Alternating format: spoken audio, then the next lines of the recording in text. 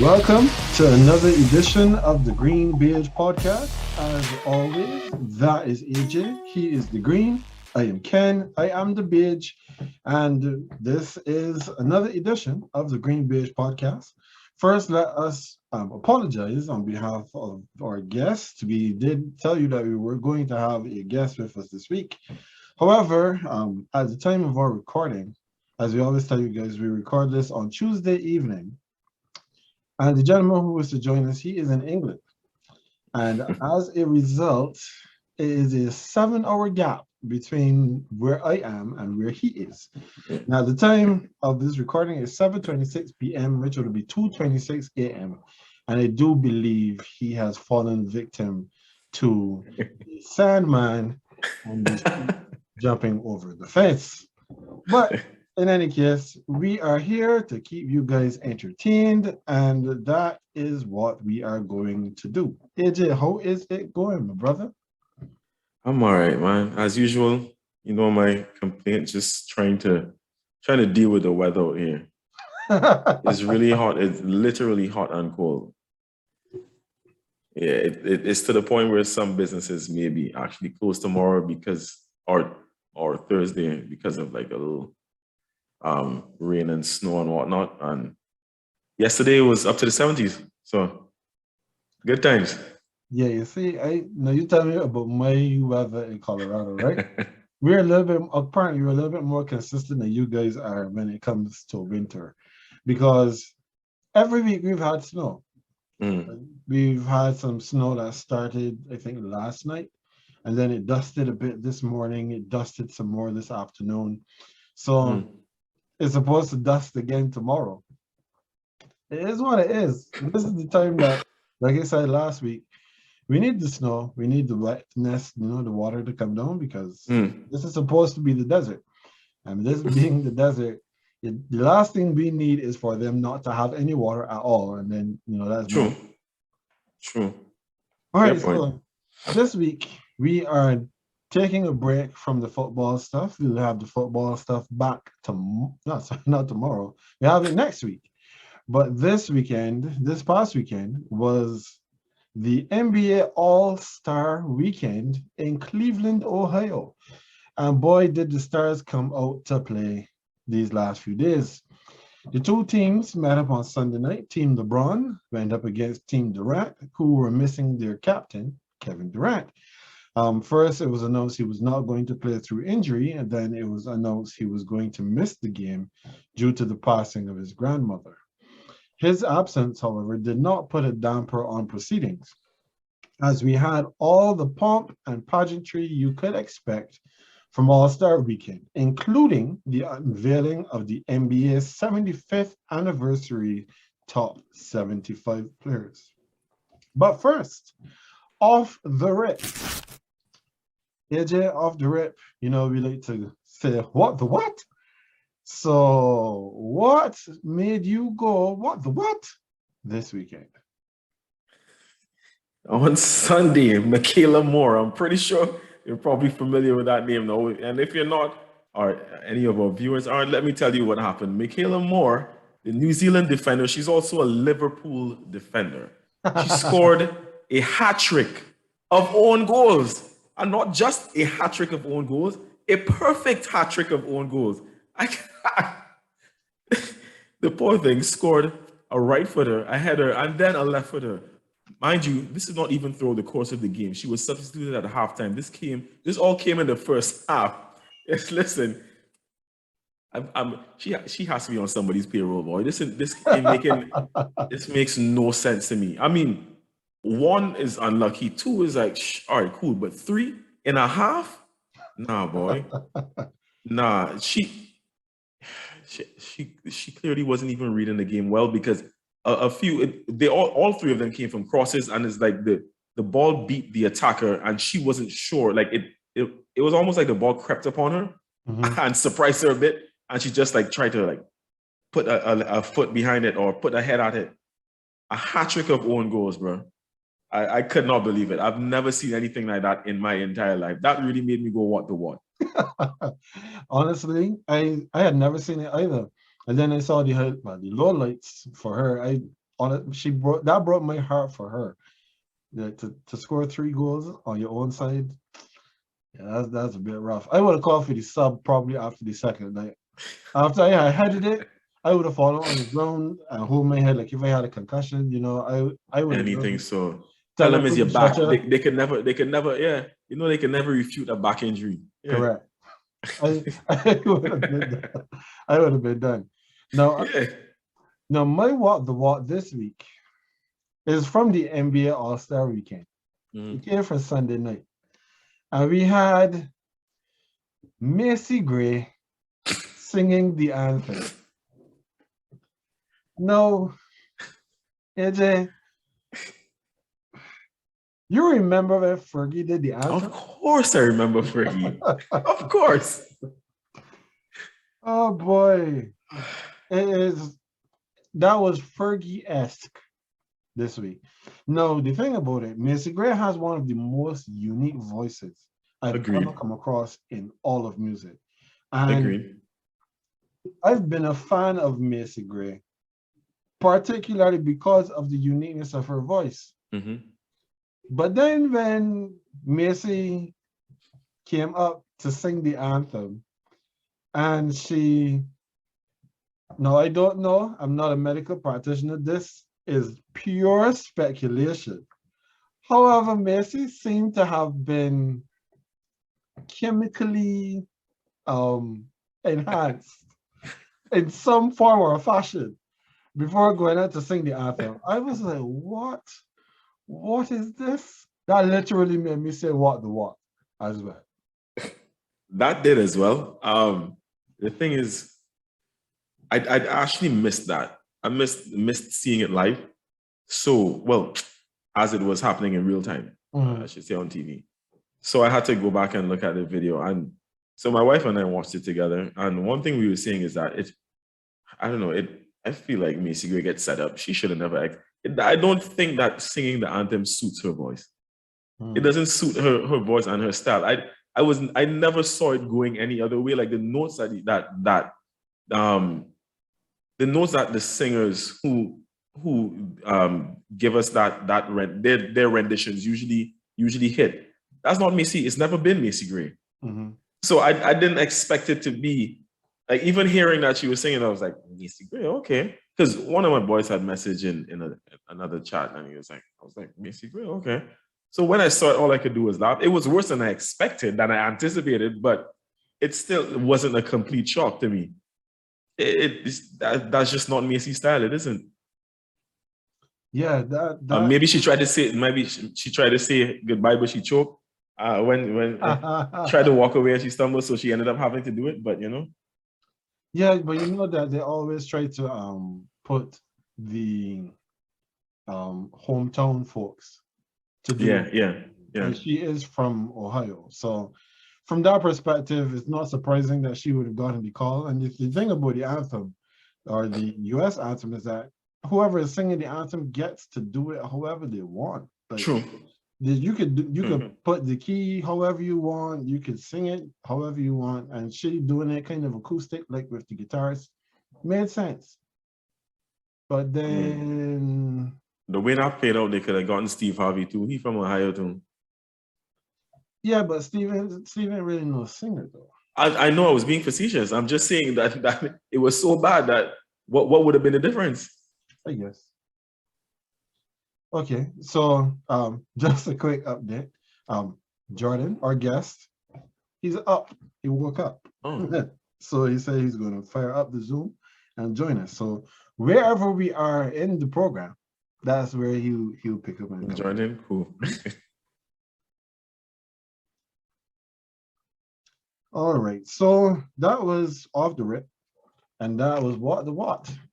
So now, AJ, All-Star Saturday night. All-Stars, I didn't watch anything on Friday, so I really can't speak to what happened on Friday night. I do remember they said that Cade Cunningham was the MVP of the rookies game. So congratulations to him.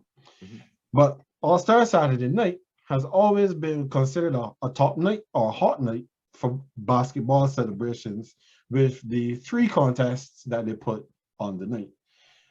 There's the skills competition, the 3-point contest, and the dunk contest. Now, the Taco Bell skills competition pitted teams of 3 for the first time, where they had a team of rookies, Scotty Barnes of the Toronto Raptors, Cade Cunningham of the Detroit Pistons, and Josh Giddey of the Oklahoma City Thunder, going up against Team Cavaliers, which was Jarrett Allen, Darius Garland, and Evan Mobley, and then Team Antetokounmpos, which is Giannis, Thanasis, both of the Milwaukee Bucks, and Alex of the G League Raptors 955, I think that's the name of the team. Now, of course, it was the hometown Cavs that took the crown. This was followed by the Mountain Dew 3-point contest, where there was a list of credible participants. We had CJ McCollum, Zach LaVine, Desmond Bean. For those of you who may not know where he is from Memphis. Karl Anthony Towns, Fred VanVleet, Luke Kennard, Patty Mills, and the favorite was Trae Young. Unfortunately, the favorite didn't make it to the mountaintop, and that honor went to Karl Anthony Towns, the self-proclaimed best shooting big man of all time. Lastly was the dunk contest, featuring Cole Anthony of the Orlando Magic. Of course, we have to mention that he dunked in some Timberlands. One, Toscano Anderson of the Golden State Warriors, the first player of Mexican descent to make an appearance in the All-Star festivities. Obi Toppin of the Knicks, who was the favorite, and Jalen Green of the Houston Rockets. And while the favorite didn't disappoint in winning the competition, then the contest itself sputtered and failed to launch. Hey there, Jordan. Good to see you. We thought you were sleeping and that you had missed us completely. You're currently muted, so we can't hear anything that you're saying. Yes, you're muted. Hello. Right, there we go, finally. Yes, How you doing, Jordan? Yeah, I'm good, thank you. Sorry about that. I've just a bit of mixed communication. I thought it was tomorrow, so I got the days mixed up, but that's my bad. That's my bad. Yeah, that's no problem. No worries. That is no problem. We had just gotten started. We were just getting to the point of the conversation where we were looking at what happened on All-Star Saturday. Now, when we looked at what happened and the contests, and especially the crowd reactions that we got from the contests, and especially when we're looking at the dunk competition. And Jordan, as you have joined us, we give you first crack at this one. Should we be changing the order of the contest and move the dunk out from closing the show to maybe second, and probably putting the 3-point contest in its place? So I think the problem is a lot bigger than just the order of where it is in the program at the minute. And I think I saw actually for the first time in a long time Stephen A. Smith say something that was actually sensible yesterday. And he was talking about, instead of having the players participating, because the people who are the dunkers that people are going to want to watch at the minute, guys like Ja Morant, Anthony Edwards, they're the guys that people want to see in it. But there's no incentive for them to be in the competition because there's obviously a risk of injury, and the fact that it's been such a poor quality for the last, probably ever since Blake Griffin won it, I think it's been downhill since then. It just puts them off to want to be associated with it. So he was saying that it would be a good idea to recruit people from around the US, just guys who are like out in the streets playing on courts and the parks and stuff. Have like a nationwide competition with financial incentives for them to want to play, and then have a group of like 5 to 7 players that are those kind of dunkers in games. So guys like Ja Morant and Anthony Edwards, and they would then pick a player to represent them in the contest, and then they would have a contest between themselves, because I think there's guys out there that can really dunk, and the incentive for them is only to dunk. They've got no other distraction or anything like that. So I don't see why that wouldn't be a good idea to sort of shake it up and see if they have any success with it, because I think it's got to the point now where just moving it around in the program is not going to be enough of a difference to really revive it at this point. I think it's just gone too far. Understood. What about you, AJ? Well, Jordan kind of touched on a point that I was going to as well for the next question. But in the meantime, I do agree with his point, though, that it's beyond changing the order. For me, though, to just answer that question specifically, I don't think the order should be changed. I think the order in which the events take place is kind of directly proportional to the fans' hype and expectations of those events, right? Like the stand-up contest is supposed to be like the premiere of these because of what it entails. So I don't think that moving it is going to solve any of the issues, or just it is, like Jordan said, a bit deeper than that. I think the slam dunk contest just needs some innovation, and that's the main issue here. The order, no, the order is right. The skills competition first, then you have the 3-point contest, and then slam dunk contest, slam dunk competition, and it should always stay like that to me. But we just need some fresh ideas. And Jordan just pointed out, like I said, that's what I will get into in my next point in a bit. Well, go ahead. Is there any way to fix it? So I also saw that clip from Stephen A. First of all, I must say, one thing we could do to fix it: stop wearing Timberlands and trying to crip walk. I've seen better crip walks in videos from toddlers taking their first steps. That was absolutely terrible. But on a serious note, though, I do agree with what Stephen A. said. Like, get real dunkers to dunk. And it was mentioned in one of our chats earlier, Ken, that NBA players have so many things, so many other factions of the game that they need to focus on, that you can't always expect them to be like premier at dunking. Like they won't always be the best dunkers, especially, maybe not but that point is accurate, right? Mm-hmm. Like, dunking is a special skill and it's its own art form, right?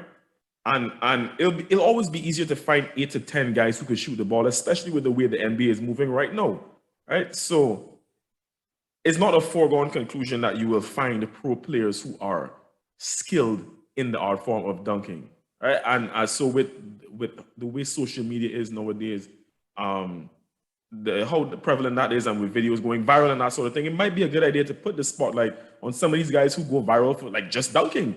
And as it was suggested, like, have a nationwide competition leading up to the All-Star. You know what? You could even do it like one of them talent shows, and have fans voting. Get the fans in on it. Have them voting, and then narrow it down to a particular number heading into the All-Star weekend, and just have whatever number is eventually decided. Just have those guys who are specialists in that field come in and do that. I don't even think we need to mix NBA players into that in terms of like having them be a part of the competition outside of being like the mentors or sponsors of these outside players, outside guys, skilled artisans. But I think that's the way to solve it. I actually completely agree with that, because I didn't think of that before, but when I heard the take, I was like, this actually kind of makes sense, because like Jordan said, this competition has been on a downward spiral for a while, and what we saw last weekend was absolutely atrocious. It was atrocious. Mm-hmm. No, for me, Jordan, you took it all the way back to Blake Griffin. But the best dunk competition I have seen in my life. Yeah, this one out, I've just remembered, Aaron Gordon and Zach LaVine. Yeah, of course. Aaron Gordon got robbed of his first dunk championship. And he has to be the unluckiest guy ever in the whole scope of the competition. And that's why Dwayne Wade will never get another opportunity to judge another dunk contest. But I digress. So, like you guys said, change it or scrap it in its current form. Creativity is lacking, and you're not going to get the level of dunking that we would want to see come out of this competition as it stands. Now, I said that we have seen better dunks on YouTube and on Instagram daily. We got guys who are doing some incredible things. And then even when you see what happens in the All-Star game on Sunday, you saw better dunks in the game than we saw in the competition on Saturday night.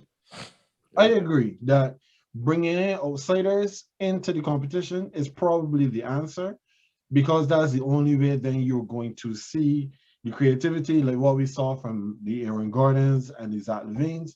Because to be honest, seeing guys just running up and doing in-game dunks is not going to do it. It's just not going to do it. Agree. No, Jordan, you came in on the conversation, but here's where we want to introduce you to the folks. Now, for everyone who has followed what I've been putting on our socials, I have been on another podcast, and this one is based out of England, called Munzie Talks. And that is where I met Jordan. Jordan is a Celtics fan, and he did express interest in wanting to join us on the show. So Jordan, officially, welcome to the GreenBaje podcast. Thanks so much, Ken. Appreciate the opportunity. So I know it's a bit sort of delayed, but yeah, thanks for that, man, and looking forward to it. Of course. And of course, Jordan, I will introduce you as well to my co-host, AJ Jordan Williams. Yeah, I mean, we've spoken on IG already, but this is the first time I'm actually speaking in person. Jordan, nice to see you, bro. We share the same last name, so you're a good guy. That's it, man. That's the one. All right, so now back to the topics, and what for some may have been the highlight of All-Star Saturday night was the performance of DJ Khaled, who brought with him, it was DJ Khaled and friends. He brought Lil Baby, Mary J. Blige, the Migos, Gunna, Lil Wayne, and Ludacris. So AJ, I give you first crack at this one. What do you think about that performance? People said that was the highlight of the night? Well, I mean, that was right before the dunk contest. Boy, oh boy. I didn't enjoy that, you know. I did not enjoy that performance. Okay. I particularly don't like seeing DJ Khaled perform. I was listening to Bart and Han, the ESPN on ESPN radio, right? And a caller called in and said that show was better than the Super Bowl halftime show. I was driving. I had to turn my radio off immediately because he had to be on something. There's no way there's no way in hell that performance was better, or that joint overall performance was better than anything in that Super Bowl halftime show. I'm sorry. I'm just not a fan of Khaled firstly, but that's an opinion, right? I just don't think he's a good hype man, and that's really what he is. And he's not even very good at that. That's my opinion. But here are the facts, though. The overall flow of the performances felt disjointed. Like the artists' performances didn't roll into each other smoothly. It didn't feel like a very good mix. It felt like everybody they just cut and pasted pieces together. That's really how it felt to me. Secondly, Lil Wayne, for most of his performance, as you said earlier with Macy Gray, I'm pretty sure he was chemically enhanced as well, because for most of it he was rapping off beat. I didn't even know if y'all realize that. He was rapping on the beat. Yeah, the man was rapping off beat. Like, bro, this is your own verse though. And this is a really old song. Like, did you not practice with the music or something before? Like, you should know it offhand, but still. And there was a point in time too, like during Gunna's performance, that the audio actually cut out, and there was an awkward few seconds of silence, awkward couple the thing just wasn't smooth. And going back to Lil Wayne, I actually really like that song. You know, We Taking Over. It was one of my favorites. I know that song word for word, but I was rapping it better than Wayne. You being serious? Listen, outside of Luda, there was nothing in that performance that resonated with me. It really just wasn't that good to me. It was just disjointed. It just felt like, okay, what's next? I don't think it was good at all. Okay. What about you, Jordan? What did you think of that performance by Khaled and crew? I sort of agree with AJ, really. I mean, it was quite late at this point, so I wasn't really fully paying attention. I was ready to bed, so I was just waiting for the dunk contest. So, but yeah, I sort of noticed that it sounded a bit strange. It didn't. I don't know if there was something wrong with the audio or something, but no, I thought the biggest problem really was it was just a mashup of people. I don't think they thought about how they can complement each other, and they just sort of said, "All right, they're available. Mary J. Blige has just done the Super Bowl, so let's carry on that hype and we'll have her here." And yeah, it just didn't gel at all, I don't think. I mean, to be honest, I was more is disgusted the right word about that drinking thing that Steph Curry did with everyone, and I don't know what that was. That was the game, the couples that game, was, you mean? that was even worse. That was horrendous. What were they thinking? I'd actually forgotten about that. Oh, no, honestly, they got rid of shooting stars just to replace it with Steph and Aisha. I don't even know who the other two people were. I was just it was 2 Chainz and his wife. 2 Chainz and his wife. 2 Chainz and his wife. Yeah. Yeah. Another. Why? The question I've got: why? I don't. Oh dear me. So the Steph Curry and Aisha Curry thing, they have a game show that recently launched on HBO Max. It's called About Last Night, where they have other couples come in. There are 3 couples who basically they have to answer questions about each other and that kind of stuff, and they're all competing for charity.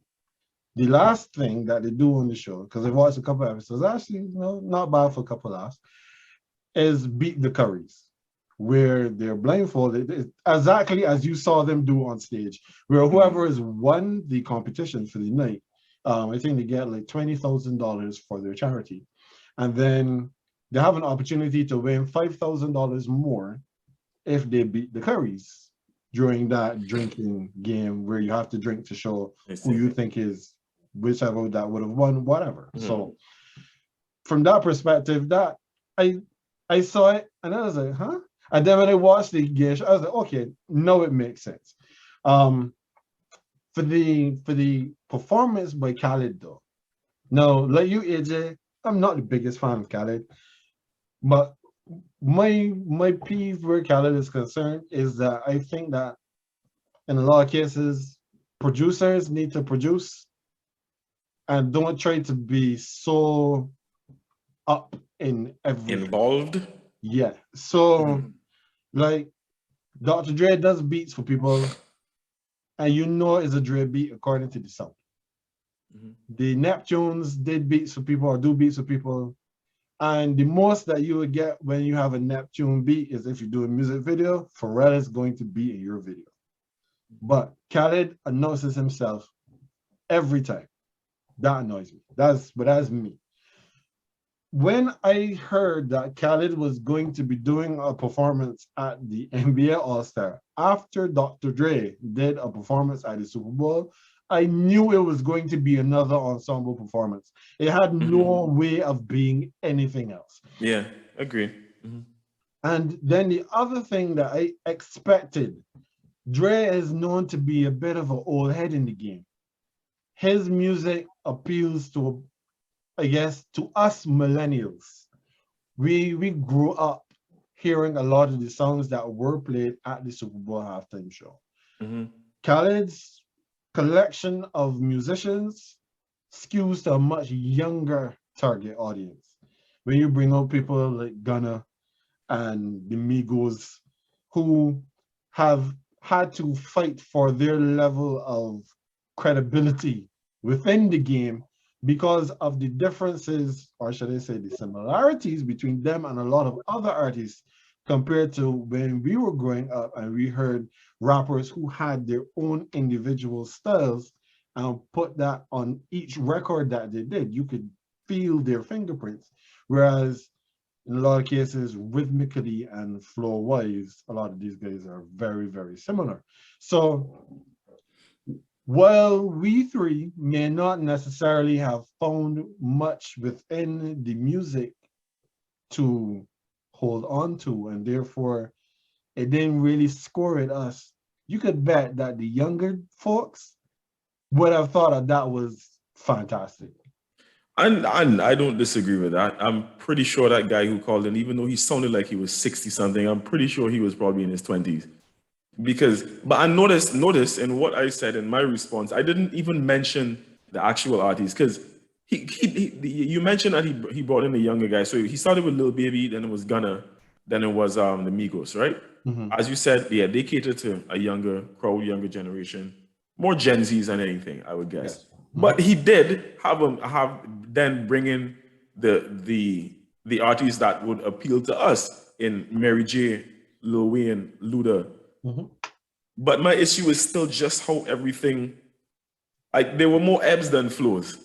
Mm-hmm. It's still like looking, and I don't want it to be a comparison to the Super Bowl performance, but just using that as a blueprint, a performance like that, I feel like is okay. There was music playing in the Super Bowl performance, right? But the way it was put together, the beats themselves actually flowed into one another. Even like Dre getting on the piano and playing, and then it just mixed a lot better. It was a lot more mellifluous, right? As opposed to Khaled play one beat and a man rap on it, and then another beat drop, and then somebody else rap on it, and then it was another beat, and it was just like, what is this crab mash that is really taking place? Like seriously, it was just too much. And then from whenever Khaled gets into his bag of, they told me I would never do this, and I was zoned out. They told me I would never perform at the All-Star game. And the first thought that came to my mind is, who told you that, Khaled? Who? Yeah. Like, who when you were young said you will never perform at the All-Star game? Like that, why is that a thing? And of all things, the All-Star game. The All-Star game, like really, like somebody was bad manning for wanting to get out of here, Khaled. All right, so then now the game on Sunday. Now the All-Star game featured the same format that's had for the last few years, where each quarter we started at 0. And all scores were tabulated until an untimed fourth quarter, where 24 points were added to the leading team's score, and that became the target score. The first 2 quarters were split between Team LeBron and Team Durant, with the third quarter being a tie. Now, both teams were playing for their own individual charities, and what that meant is that each charity that they were playing for got to carry home some of the money to continue their good work, which I might add is the first time that both charities actually got some money, because usually the team that LeBron picks wins all the quarters and gets all the money for their charity.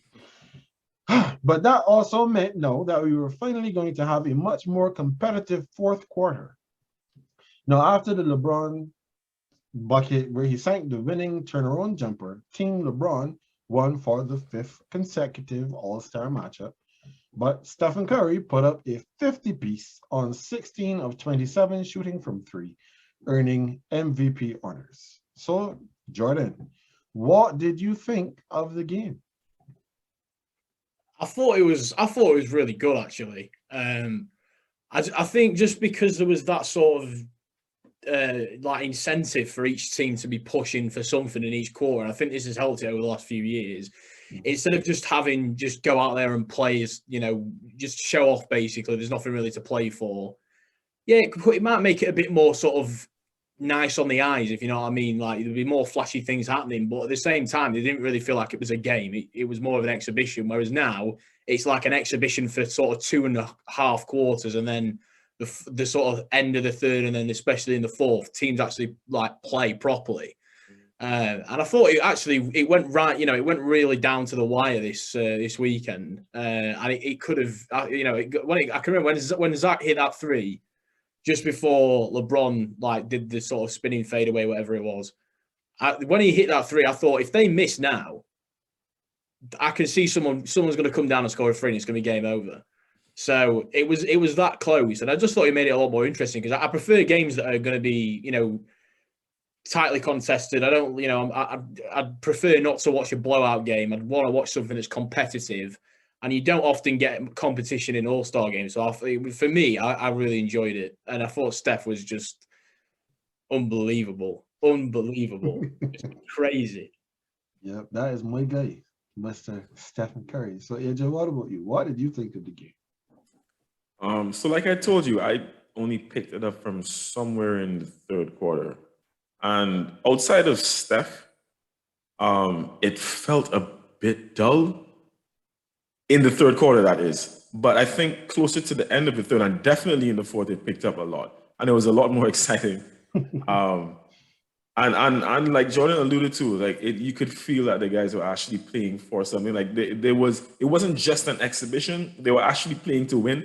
Now, granted, I did when I was messaging you, I did say it felt like Team LeBron was trying to force that ball to Steph so he could hit that 1-3 and break the single game record, for the All-Star game. And he was really trying to. The Team Durant wasn't having it though. They were actually shutting him down like this was game 7 of an NBA Finals. Like they did not want that to take place. So it was actually, I like to see that competition. I really loved it. And I think I'd messaged this in the group as well and said that Giannis was treating Chris Middleton so rough. This man, I think he won on two separate plays. He put down a serious block, a swat on him, and then another one when Middleton was going up for the layup, he fouled him, and it wasn't just like a soft hand check. Like he put something in it, and I was like, I love to see this.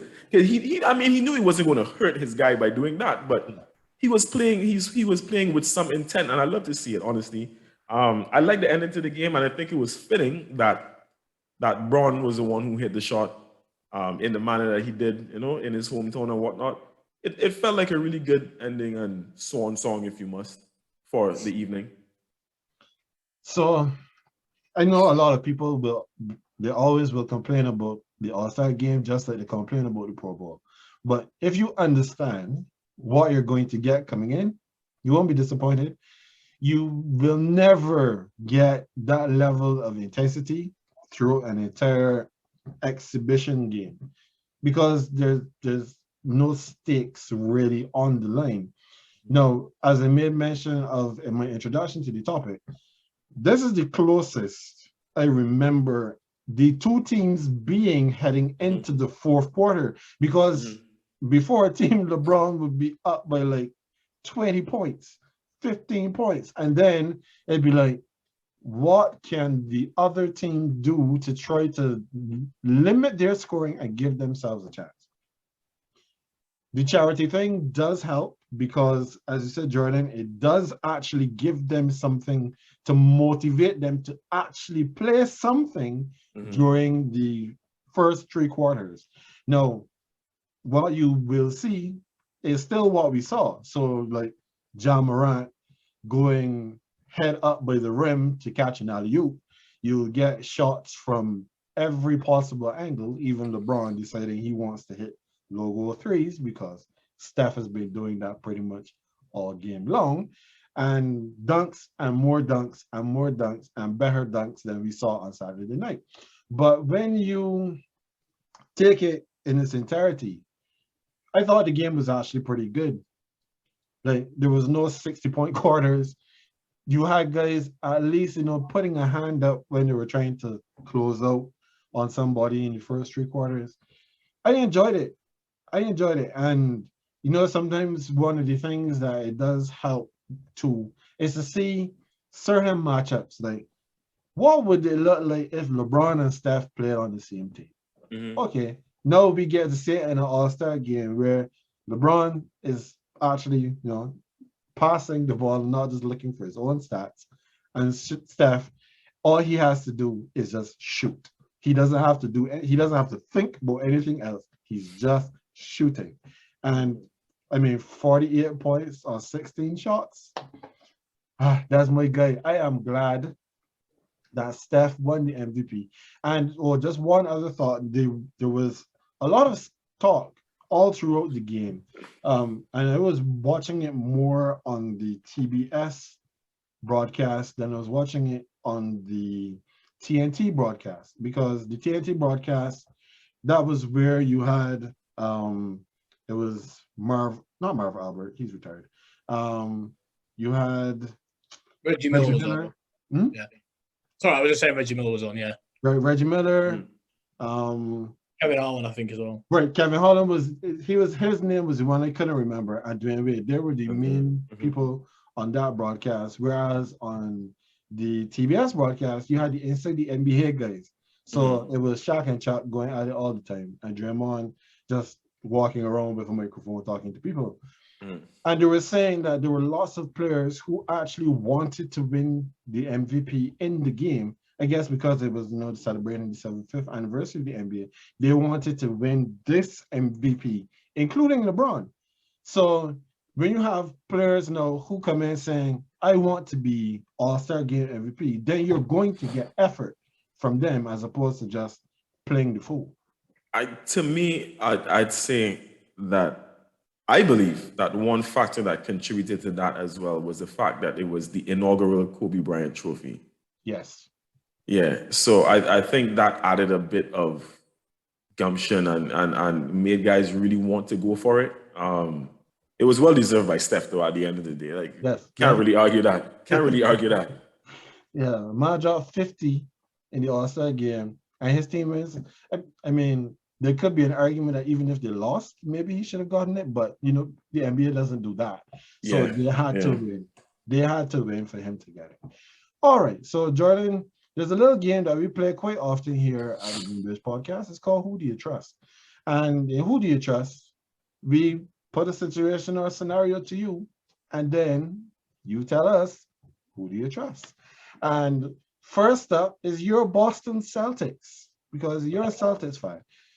Before we get there, John, how did you become a Celtics fan? You in England, of all teams you could pick, you picked Boston. How did that happen? Well, I suppose there's not really any. I don't have ties to any particular place. Like, I don't live in America where, like, I live in a certain state or in a city where there's a high number of certain fans, or in a state that's got like one team or something like that.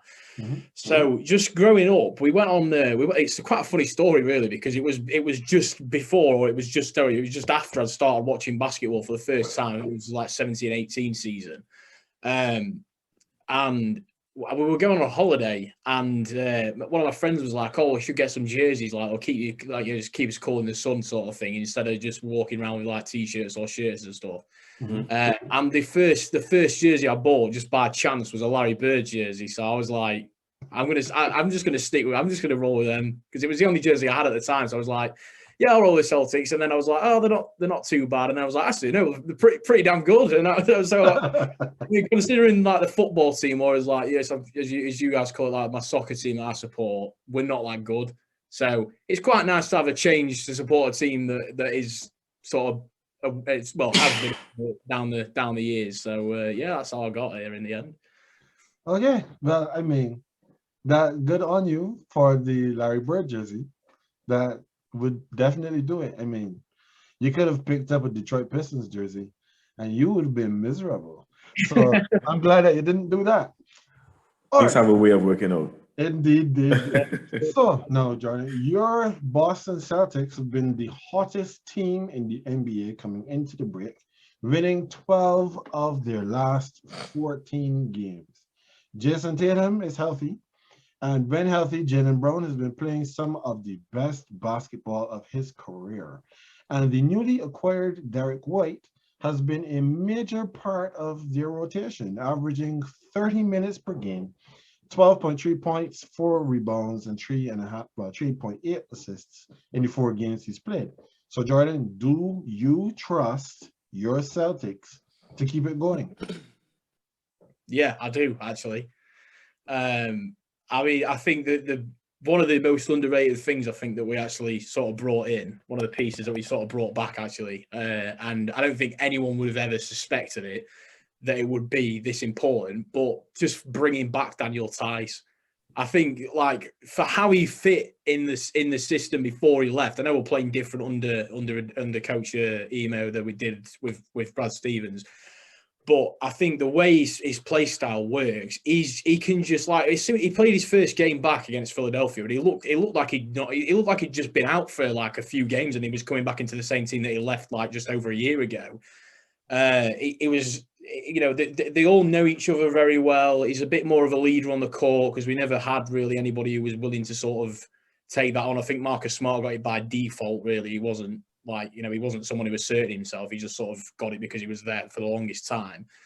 So, and you can see him calling plays out. You can see him on defense, him and Marcus Smart. So having two anchors at the back who are going to sort of start telling people where they need to be and what they need to do, it's only going to improve the way they're playing, because we've got a lot of young guys. Obviously, Tatum's only 23. Brown's only 25, I think, or he might be 24 even.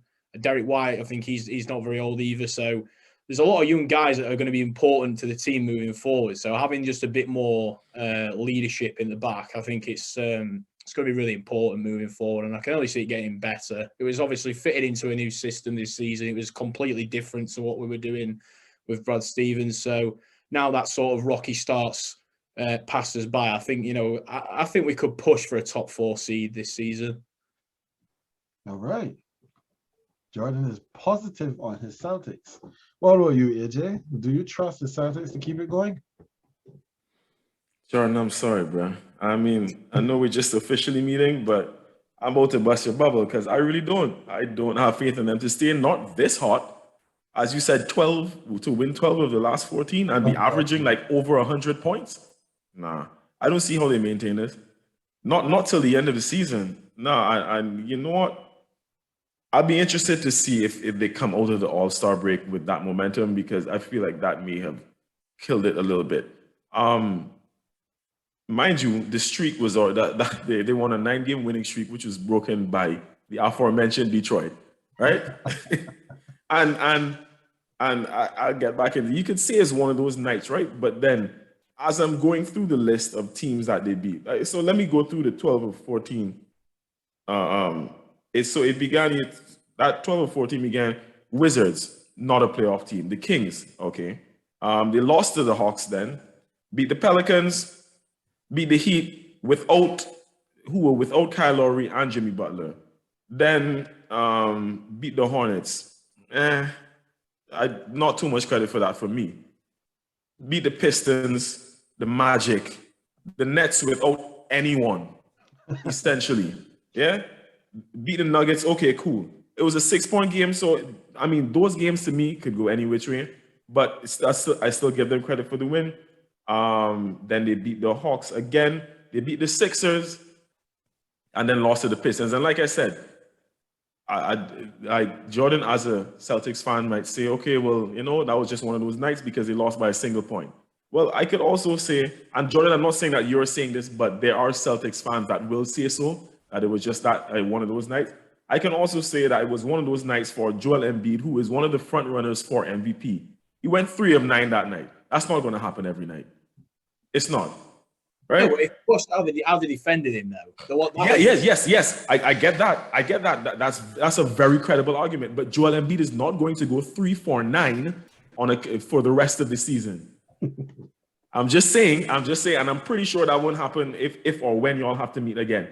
I get what you're saying. You have to say what you have to say as a fan. I do think that y'all are a playoff team. I think that y'all may even climb a bit higher. But in terms of this run where you're averaging over 100 points a game, I do not see that maintaining for the remainder of the season. I have enough faith in you, more so than I have faith in the teams, like in the playing positions, to be able to turn it around in the second half, or this, like, not even second half, but in this stretch of the season. But I just don't see how the Celtics maintain this. You know what it is to be averaging over, and I didn't even do the numbers, but just in that short space, they scored over 100 in every game. So we know that they're averaging over 100, right?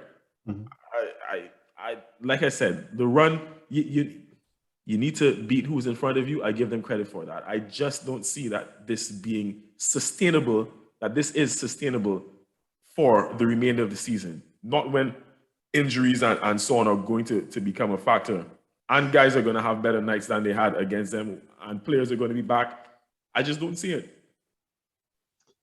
So I guess I'm kind of in between you guys, because I do believe, like you, AJ, and definitely Jordan, I'd be surprised if you said otherwise, but based on what you said, you also agree that the Celtics are a playoff team. The Celtics have been playing extremely well over the last month and a half coming into the All-Star break. Now, some of the things that do make me pause is that they have the 10th most difficult strength of schedule left in the NBA. And their toughest games are 1 against the Warriors, 2 against Memphis, who are playing some extremely good ball themselves. And then they still have 1 versus the Heat. Jimmy Butler is back. 1 against the Bulls, who are still working their way up to getting healthy, but still winning games, even though they're not all the way there. One against the 76ers, who they will expect to have James Harden on the floor in that game. One against the Jazz, one against the Bucks. And that is 1, 3, 4, 5, 6, 7, 8, 9 games out of 22. Right now, you're currently sitting sixth in the standings. And depending on how things shake out within those games, I believe that the Celtics could probably rise up the standings all the way to fourth. But they could also stay where they're in sixth. I do not believe that the Celtics are going to fall back into the play-in situation, but I don't see them getting further than fourth when you still have the likes of the young Cavaliers who are playing extremely well. You still have Brooklyn ahead of you. You still have Philly ahead of you. And then you still have the Bucks ahead of you. Those are three teams especially that are still, in my opinion, better than the Celtics. So I'm interested to see where they end up, but I don't see them getting higher than fourth.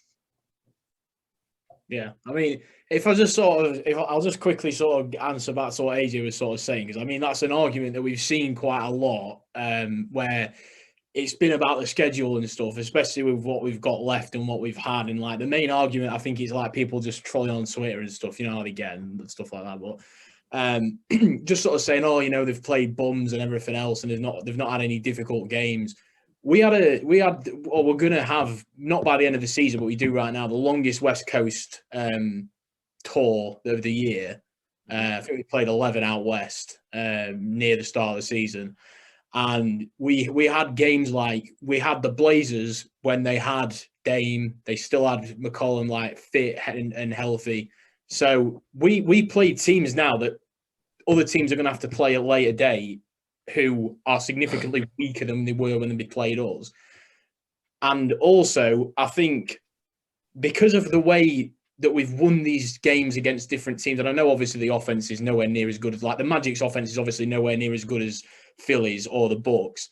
But the problem that we had against these teams earlier in the season, against the Bulls, we blew a 19-point lead against the Bulls in the fourth quarter. And this season, our fourth quarter defense has drastically improved since that game. Against the Bucks, we had a 15-point lead against them on the road. And again, we blew that lead and lost by, I think it was 1 or 2 points in the end. So they're the kind of games that if we can go into that with the same game plan that we had in the first place, but adapt the defensive presence that we've built towards sort of the middle part of the season, then it could be a combination where if it all comes together, these teams, we might be able to give them a bit of a shock and a bit of a run for the money, I think. But obviously, I'm a fan of the team. I'm going to be biased. And you've got to be optimistic. You know, there's no point thinking, because I mean, last year, everything was going wrong towards the end of the year. We had all our players getting injured. There were fallouts, people not playing properly. And then we ended up getting the Nets in the first round. So I'd give up on the season already by that point. So I've got to try and come into this time in the playoffs and hope that we can just at least get past get into the playoffs first, but just get past that first round and then just see what might happen after that. I'll leave the Celtics fan with that final point. I won't rebut. Okay. We can move on. No problem. So next up are the Phoenix Suns. The Phoenix Suns have the best record in the NBA. But in their last game, right before the All-Star break, Chris Paul hurt his hand. That pain turned out to be a broken thumb, keeping him out now for the next 6 to 8 weeks. And the regular season ends in 7. On April 10th, with the playoffs beginning April 16. So, Jordan, give you first crack again. Do you trust the Suns to survive and maintain their top spot in the West? 1,000% yes. Like, I think it goes deeper than just having Chris Paul on the court.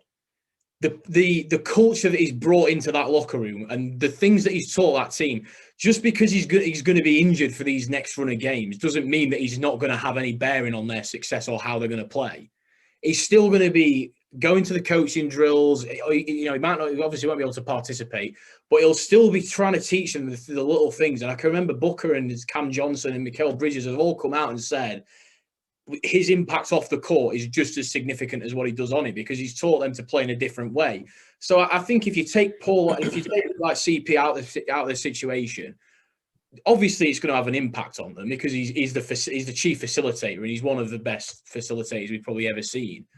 So it's going to be a detriment, but at the same time, I think you've got to trust the guys like Booker now, who's matured a lot since he came into the league. He should be able to take that mantle on now. I mean, he did it in the playoffs last year without Chris Paul. He was able to sort of take on the load and really put up some big numbers. So I don't see a reason why they won't be able to keep it up until the end of the year. Obviously, the Warriors and the Grizzlies are not far away. So they might, if it starts paying, it's difficult to sort of sum up, but I honestly do think that they'll be absolutely fine. I don't think it will affect them as much as people think it will. Okay. What about you, AJ? Do you think the Suns hang on? Okay, so here I may display a bit of fandom, right? Because I've been a huge fan of Chris Paul for a very long time. And I know you may not know that one, Ken, but it's not like he's not like my top 3 all time or anything, but I've just always been a fan. I like point guard play, and I've always said for a while now that I think he's the best pure point guard this league has had in a while, right? It's just like even pre-Suns, Clippers era even. I just always been a fan. And the impact that he has had on that team, Jordan just mentioned it, is like on and off the court. He has helped that young team with their mentality. Mind you, there's a coach there who, as we probably might get into the next segment, who should be up for an award this year, right? But I digress. Let me get back to this point. For me, this kind of comes down to margins. Right now, they are, 6.5 games ahead of the Warriors. I don't know if they finish the season like with this gap. Because after their 6.5 game lead, then the other teams like going down the list, the other teams are essentially like closer to each other, right? There's only like 2 games between the Warriors and Grizz, or a game and a half rather, and then so it's a lot closer. The Suns essentially have a lead. Without Chris Paul, I am skeptical that they can keep the gap this wide.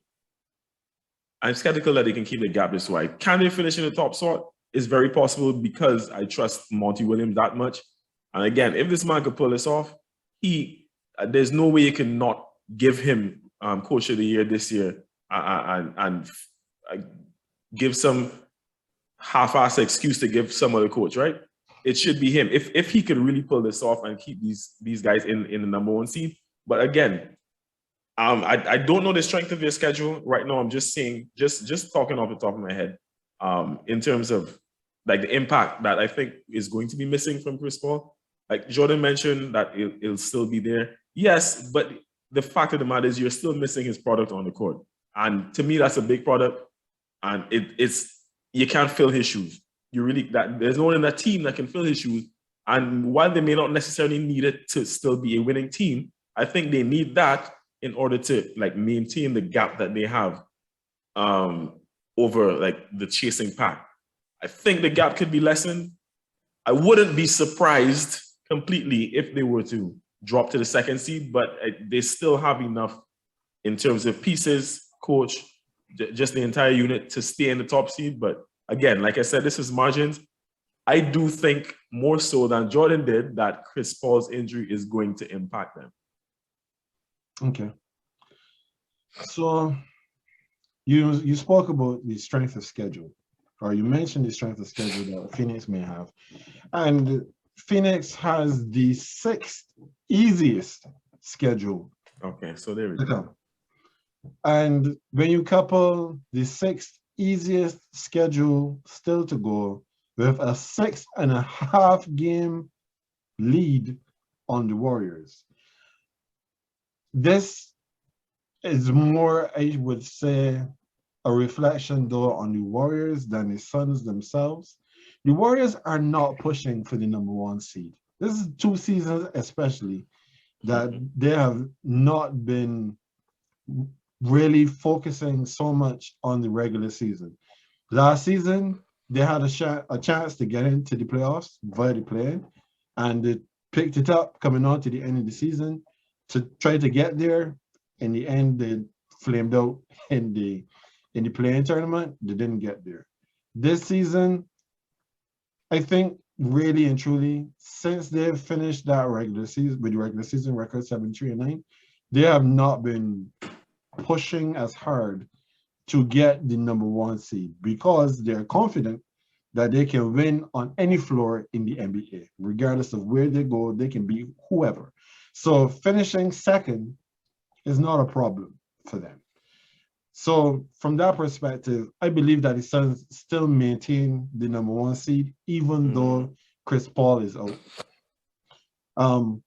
They still have Cameron Payne, who played extremely well while Chris Paul was out last season. A season of additional experience will stand well for him going forward. They still have Alfred Payton on the squad, but he hardly plays. So, I mean, he was a credible player back when he had the locks. He might be the reverse Samson, now that he's cut his hair. He may have lost a lot of his strength, but we'll see what they do with him. And they recently brought in Aaron Holiday, who is an underrated point guard / shooting guard and can give them some quality minutes.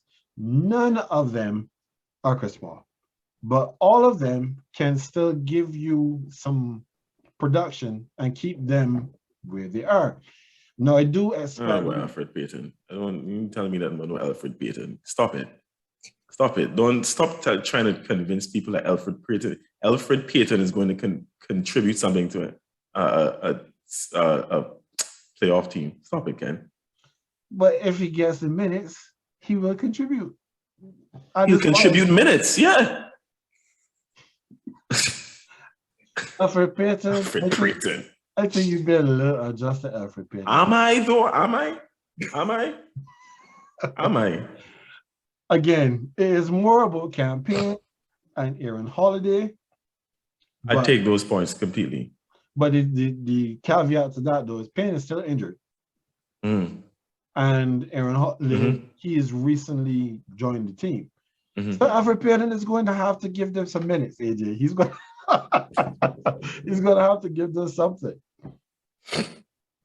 No, like I said, I do expect, though, that the Suns are going to lose some games. They are going to lose some games, but there's no way that they fall lower than second.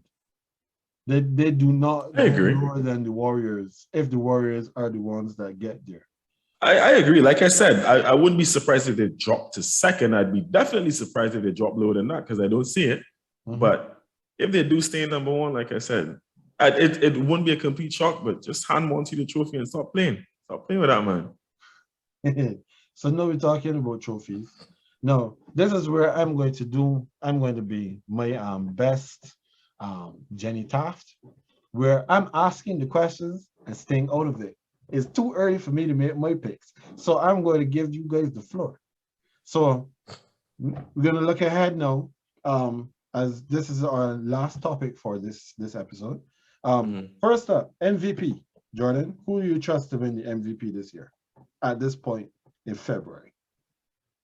Giannis Antetokounmpo. It's got to be. It's got to absolutely be. Like, for me, this is always the time as well that Giannis steps it up. It doesn't matter how hard he's been playing, what crazy stuff he's been doing.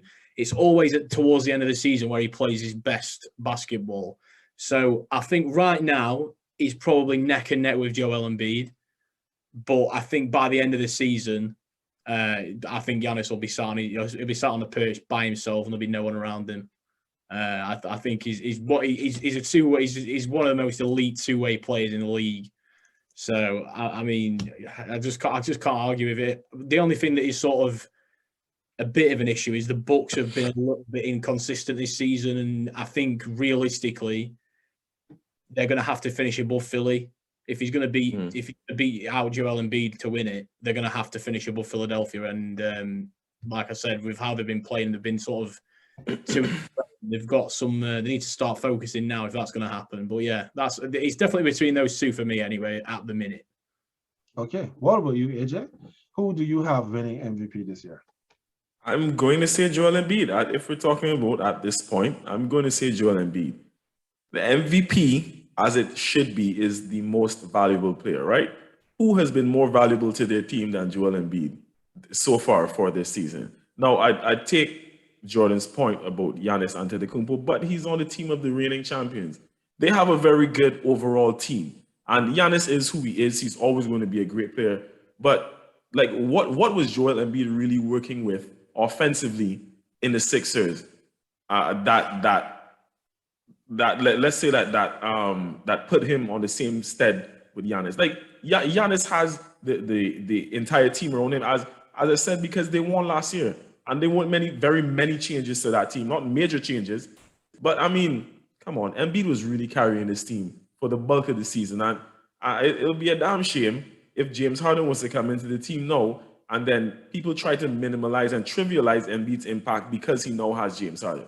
At this point, I have nothing positive to say about James Harden. Maybe we'll get to that in a later show. But my MVP for right now is that guy Joel Embiid. So it's interesting though that both of you guys have picked Eastern Conference players as your MVP frontrunners. There's no love for anyone in the Western Conference. I think the only reason I've not, I think it's because I look at the Western Conference and I think that a lot of those teams are far more well balanced. A lot of those teams, they've got sort of a duo. There's some sort of duo going on there. Like there's a second player that is not necessarily vital, but they are important and they do boost the production by a decent amount. Like I think Giannis, as much as like AJ, the overall team is solid. But Chris Middleton is Giannis's second guy, and I don't care what anyone says. He's garbage. He's garbage. I do not like him. He's such a streaky scorer. He's so unreliable. He is. Like, I mean, yeah, don't get me wrong. Last season of the playoffs, the last 2 minutes of the fourth quarter of every single game, he turned into MJ. So I don't know what was going on there. But normally, he's just too unreliable to be a second option. So I think if I look out to the West, we've got like the Suns, it's Buck and it's Chris Paul. You've got the Grizzlies, it's John Morant, and then he's got Desmond Bain and Jaren Jackson, who have both been they've been sort of like his bodyguards all season. Mm-hmm. And then in the Warriors, you've had, obviously, as ever, you've got Dre and Steph. So they're sort of the three guys that I would think of who would be up in the MVP race if it was just in the West Conference would be Steph. Oh, well, actually, no, Jokic. I'm forgetting about that. Got to put some respect on that man's name. But if I look to the top of three seedings, because I don't think the Nuggets are going to be high enough for Jokic to get in there in the end, which is a shame because he's played amazing again this season. But if I think Ja, Steph, and Chris Paul, so just for three examples, they've each one of those guys has got a second and a third option behind them that are contributing significantly to the stats that they're putting in, albeit Steph has had to do it recently without Draymond, and I think it has shown, to be honest. What about you, AJ? Any boy from the West? As you just mentioned, Nikola Jokic. I mean, he's always there in the boats, right? If it had to be, but I just can't look past, because Jordan, to respond to you, right? You said how you feel about Middleton, right? And I completely get you. I don't feel as strongly, but along those lines, I kind of feel that way about Tobias Harris. I don't think he's a bad basketball player, but I don't think he's an exceptional number two or anything like that, right? And even just looking at, he's averaging more minutes per game than Embiid, and average like 35 minutes a game and under 20 points. I mean, so it's not like that's why I felt like I really can't look past Embiid, because I don't feel like he has much to work with. Ken, if you're looking at the West, I know you want me to say your guy Steph, but I'm going to say the Joker. I'm going to say the Joker. I agree. For once tonight, I'm going to agree with Jordan, and I'm going to say the Joker. So, I mean, I was pulling hard on the Steph MVP train early on in the season. But at this point in time, I can't continue to go that way based on his shooting struggles. He's had some games where he has not played well at all. Mm-hmm. And then you look at the consistency of the guys that you guys have called. I'm not making a pick tonight or today for MVP. That will come later on. I'll keep everyone in suspense on that. But what I will say though is that if Joel Embiid is to win an MVP in his career, this season better be it. Because as long as he has James Harden on that team, I always remember what they did to Steph when KD joined the team. They said that because you had former MVP Kevin Durant joining former MVP Stephen Curry, the two of them were going to be cannibalizing each other. They're going to be pulling the votes away from each other. Therefore, neither of them could win the MVP, regardless of how amazingly they played. So, to all of the voters that are going to be picking the MVP, I have said this every single season since then, keep the same energy. That's why none of my Lakers can win an MVP as long as Anthony Streetclothes Davis, Mr. Glassman himself, and LeBron James are on the same team. That's a wrap where that's concerned. Now, Rookie of the Year. Jordan, who do you have right now as your Rookie of the Year? I've got two answers. Because one, I think by the end of the season, there's a chance that he will be the MVP winner, but that's sort of more, that's more of a sort of skeptical view. Right now, it's got to be Evan Mobley. I don't think it can be anybody else. The fact that he's gone into that team, and yeah, there's been other little pieces that have come in and stuff, but he's basically gone in as a rookie and dragged them from a garbage team to probably going to be top 4 or 5 team in the playoff. Definitely going to make the playoffs as it stands right now. I think they'll be fine by the end of the season. And I just think he's been fantastic. You don't often see centers, or I know he's been playing the 4, but he is a big man. You don't see big men coming into the league with the skill set that he's got. And it usually takes 2, 3, 4 seasons until they're finally adjusted to the league and stuff. But he was like a ready-made product when he came straight in. I just think he's been, ever since his debut, he's been consistent all the way through. However, Cade Cunningham has started playing basketball now, and I know obviously this is completely redundant, but that Rising Stars game, he was just the general out there. He looked mature. It was an old head on young shoulders. And I think the only reason I think Mobley will win it regardless is because they are a winning basketball team. And you don't often see rookies, especially that get drafted to a team that's high in the lottery, that then go on the next season and make the playoffs. It doesn't happen often. So I think that's a massive tick in the box for Mobley. But Cade is averaging, they're all going up. All of his stats are going up. It's been on an upward surge now for about 6 weeks. His percentages are going up. He's starting to shoot the ball a lot better than he was. And I think it's a 2-horse race now for the rest of the season. If Cade can keep improving and start putting up a little bit better numbers, he might get in there, but I think Mobley's pretty safe at the minute. Okay. What about you, AJ? Who do you have for Rookie of the Year? Looks like I might be ending the show almost on the same wavelength as Jordan, even though we didn't start off that way. Because my analysis is almost the same.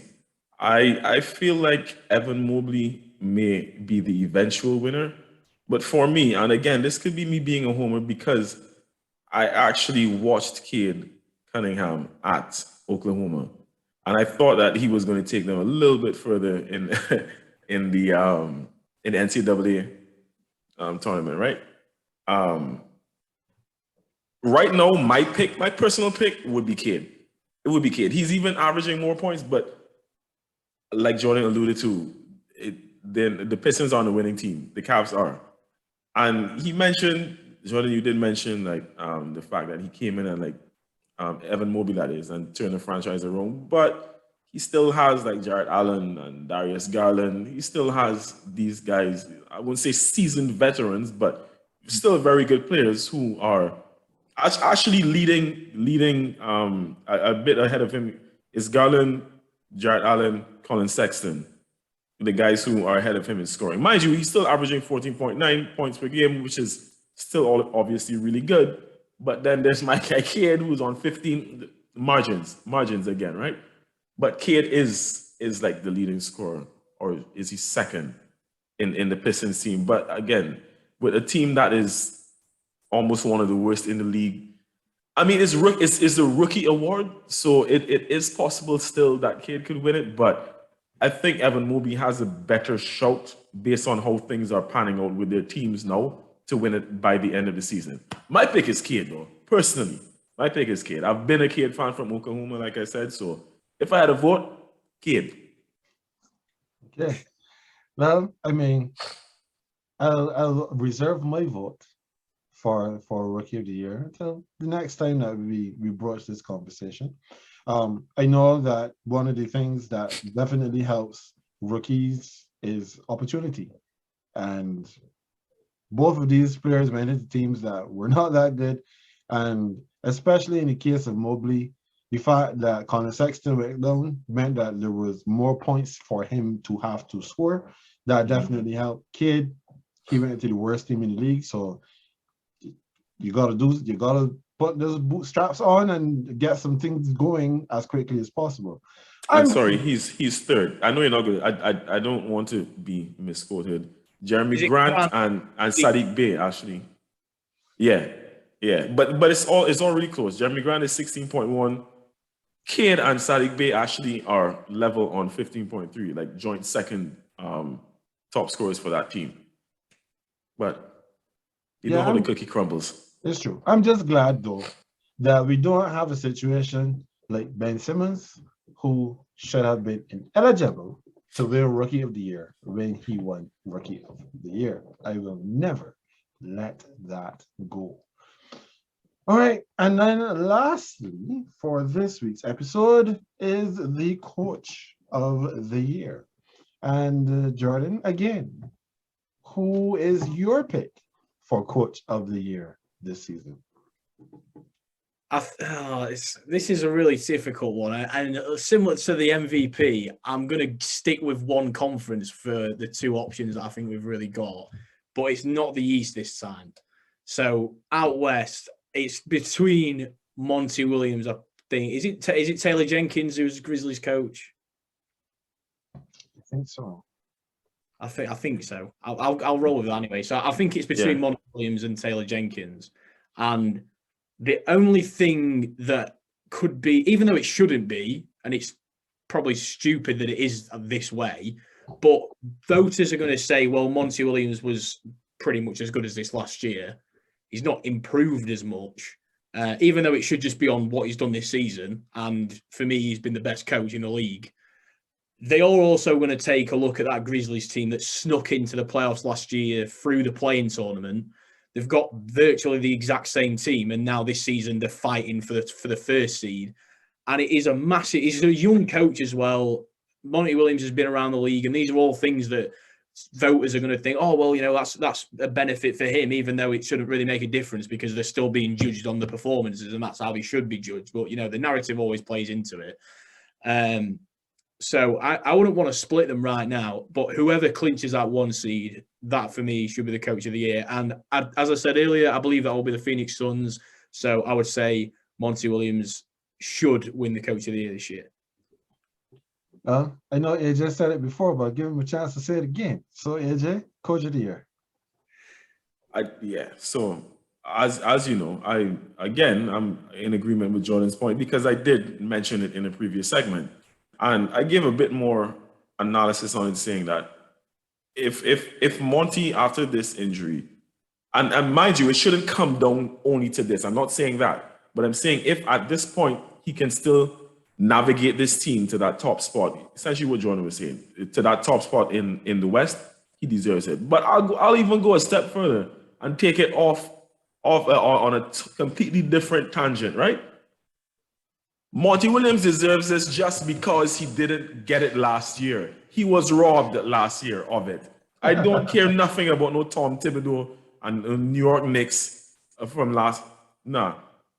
Look, it's a good thing I'm not a voter because there would be no sort of credibility, or you know what, I would put some analysis into it, as I just did. But I think Monty Williams has been the best coach in the league for at least these last 2 seasons, and it would be a crying shame if he doesn't walk away with at least one Coach of the Year award. They didn't give it to him last year. He deserves it this year.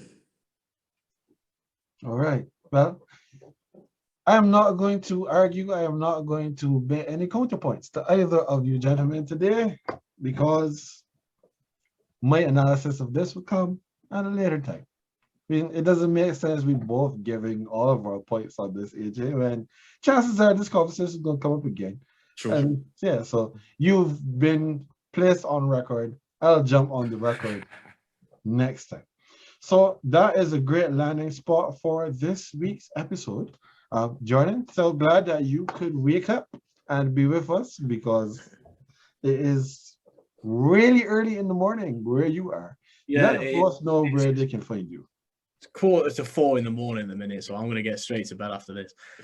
So yeah, I want to swear Jord_MA. I think you linked me on the thing. I think, mind you, the actual thing is I made another mistake, because it's actually 2 underscores, and I didn't realize until afterwards, because that's my username for all the other apps that I use apart from Twitter. So, but anyway, Instagram Jord_MA. Either of those places, that's where you can find me. Usually talking about the Celtics or ranting about something. So that's usually where you can find me. But it's been a pleasure. Thanks for having me anyway. Yeah, thanks for coming on, man. Yeah, it was fun. We're glad that Definitely. you joined us. Definitely. And well, we'll see if, sometime down the line, if we can work out something where it's not, so ridiculously early in the morning for you, so that you can. Yeah, that'd be good. That'd be good. Yeah.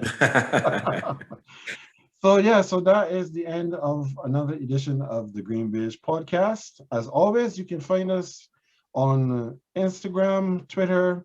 You can find the show on YouTube or wherever you get your podcast, including Apple Podcasts.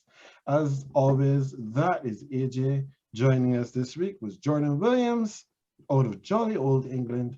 I am Ken, the Baje half of the GreenBaje podcast, and we will see you next time.